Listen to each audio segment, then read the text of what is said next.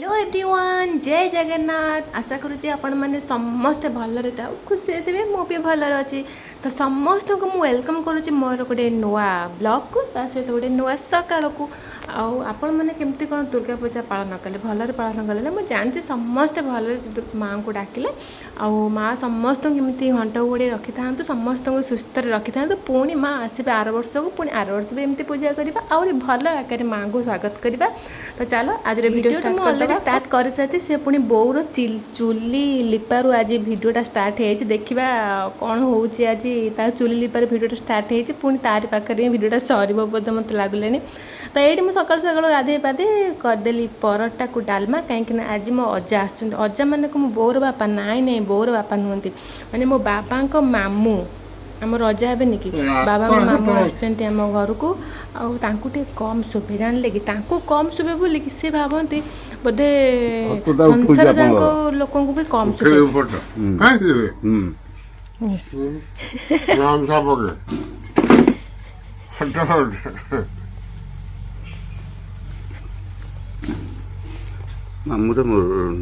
आपण मान तो जानी थे कि आम घर सबुठ बड़ पर्व हूँ दुर्गा पूजा तो आम मंदिर रे जो दुर्गा माँ अच्छा तो सी नवमी दिन राति रे जाती आम जो राजपुरोहित अच्छा घर को जाती तो सी सका राति घरे से रुहति से दशहरा मंडा खाती तापर दिन सका मंदिर को पुणी आस्थान को फेरती तो बाटर गला बेले आम घर पड़े तो जेजे यहाँ कहीदे जाइए कि माँ जिते आस्थान को फेरबे आम घर होके बुलिकी जीवे तो से माँ आज आम घर को तो एक नना पूजा कर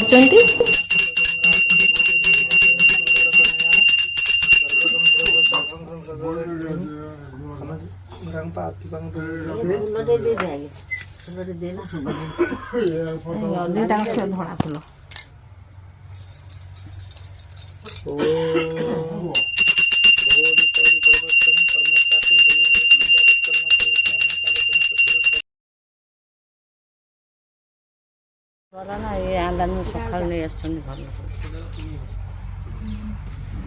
ठाकुर भल देखा सपदार केते पाखरु के तो माँ ये आम घर भोग खाईकिना गले आस्थान को जीवे तो मु जाऊँगी अजा को देदेवी लेंबू शरबत देखा से कौन कहते चलतु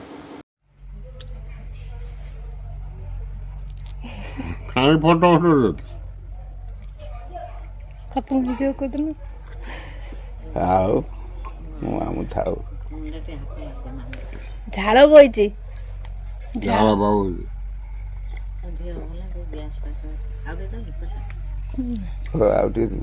काली रही पड़े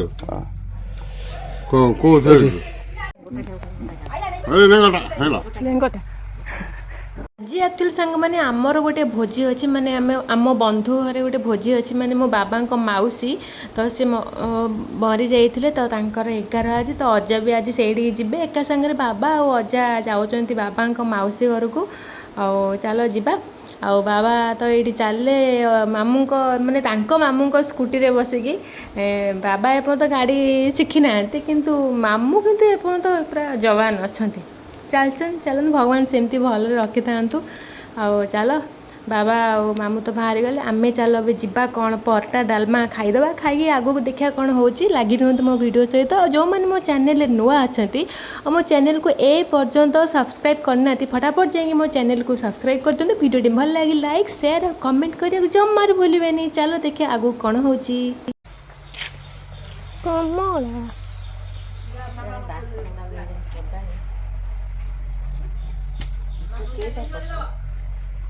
आज आम सकाल सकाल मो बो कर बो करनी मु कर माँ भी करनी मु कर परोटा डालमा परिवार नहीं खाली आलू कखारू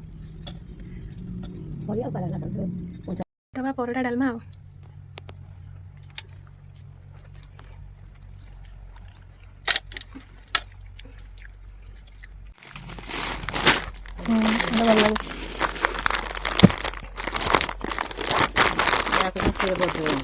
कहीं ना भल लगे तो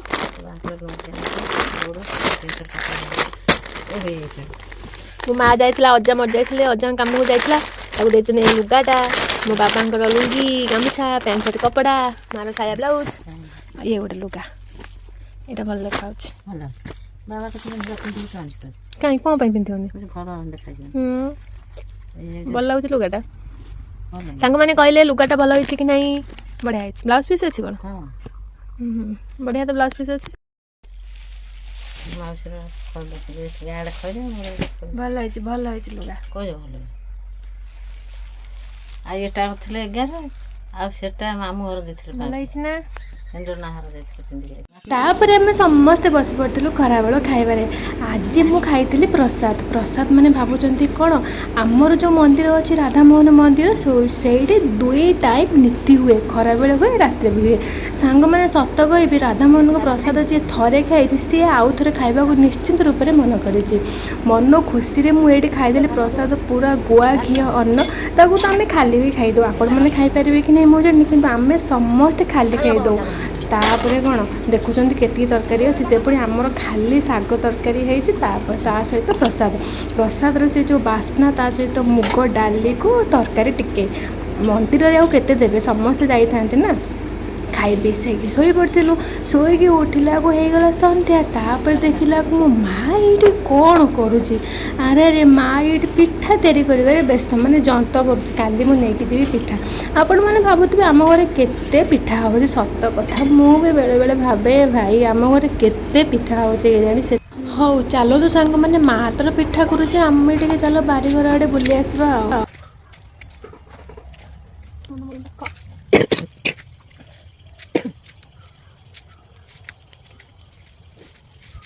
ଚାଲନ୍ତୁ ସାଙ୍ଗମାନେ, ମୁଁ ଆପଣମାନଙ୍କୁ ଦେଖେଇବି ଆମ ବାଡ଼ିରେ କେତେ ଏଣ୍ଡୁରି ପିଠା ହେଇଛି।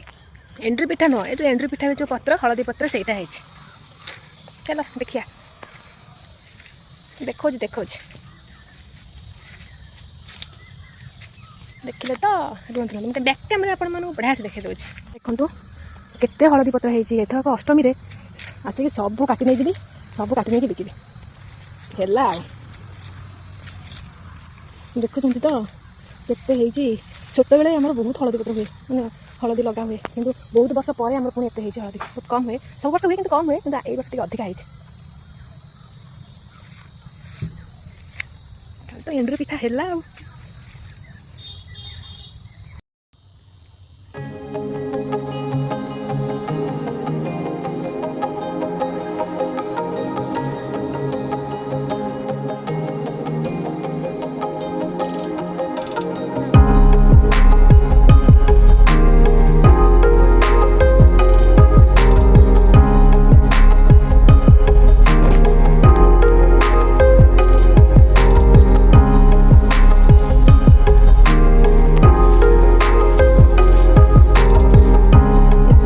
ବୋଉ ଆଜି ଆଳୁ ପିଆଜ ପକେଇ ଭାଜି ଦେବୁ ଛତୁ।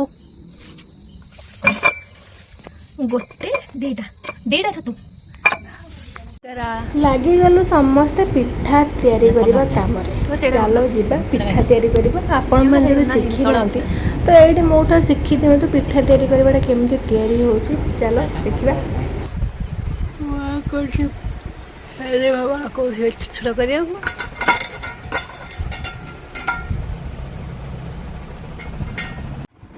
ଏଇଟା ଯେଉଁ ଦେଖୁଛନ୍ତି ନା ସାଙ୍ଗମାନେ, ଏଇଟା ନଡ଼ିଆ ଆଉ ଚିନି ପୁର, ଏଇଟା ହେବ ମୋଡ଼ା କାକରା। ଏଇଟା ଝୁରା ହେଇଛି ନା, ପିଠାଟା ବି ସେମିତି କ୍ରିସ୍ପି ହେବା ପାଇଁ ପୁରଟା ଝୁରା ହେଇଛି। ତ ଏଇଠି ପିଠା କରିବା ପୂର୍ବରୁ ମୋତେ ଟିକେ ଦୟା ପାଇକି ଦେଇଥିଲେ ନିମିକି ଗୋଟେ, ଖାଇ ଦେଇକି ଲଗେଇଦେଲେ କାମରେ, ମାନେ ମୋତେ ଦେଇକି ଖୁଆଇ ଦେଇକି ଲଗେଇଦେଲେ କାମରେ। କାରଣ ମୁଁ ପିଠା ନେଇକି ଯିବି, ମୋତେ ତ କରିବାକୁ ପଡ଼ିବ। ଚାଲ ଦେଖିବା ପିଠା ତିଆରି କରିବା ଆଉ।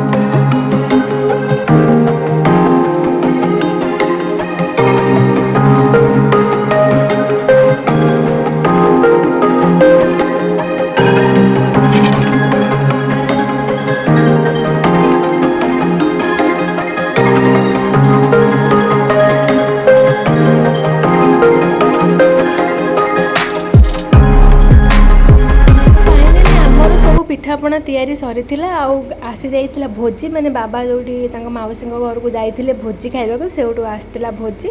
ତ ଆମେ ଚାଲୁ ଖାଇବା ପିଇବା ପାଇଁ ଖାଇ ପିଇକି ଶୋଇବୁ କାଲି ଜଲ୍ଦି ବି ଉଠିବାର ଅଛି କାହିଁକିନା ମୋର ବିଦାୟ ରଜନୀ ମାନେ ଯିବାର ଅଛି। ଟିକେ ଟିକେ ମନ ଦୁଃଖ ହେଉଛି ଟିକେ ନୁହଁ ବହୁତ ମନ ଦୁଃଖ ହେଉଛି କ'ଣ କରିବା ଯିବାକୁ ତ ପଡ଼ିବ କର୍ମକ୍ଷେତ୍ରକୁ ନ ଯାଇକି ବାଟ ବି କିଛି ନାହିଁ। ଆଉ ତ ଆଜିର ଭିଡ଼ିଓଟି ମୁଁ ଏଇଠି ରଖୁଛି ଆଉ ଏଇଠି ହିଁ ରଖିବି କାହିଁକିନା ରାତି ତ ହେଇଗଲାଣି ସମସ୍ତେ ଆପଣମାନେ ଶୋଇବେ ମୁଁ ଶୋଇବି ଆଉ ଅଧିକାଟା କ'ଣ ଗପିବି ଯେ ଆଉ ମୋର ବିଶ୍ୱାସ ଓ ଭରସା ଅଛି ଆଜିର ଭିଡ଼ିଓଟି ଆପଣମାନଙ୍କୁ ନିହାତି ଭାବରେ ଭଲ ଲାଗିବ। ଆଉ ସାଙ୍ଗମାନେ ଗୋଟେ କଥା ଅଛି ଆପଣମାନେ ସପୋର୍ଟ ଟିକେ କମିଯାଉଛି ଟିକେ ଅଧିକା ସପୋର୍ଟ କରନ୍ତୁ ମୋତେ ଭଲ ଲାଗିବ। ଆଉ ରହିଲି ଜୟ Jagannath bye love you all good night.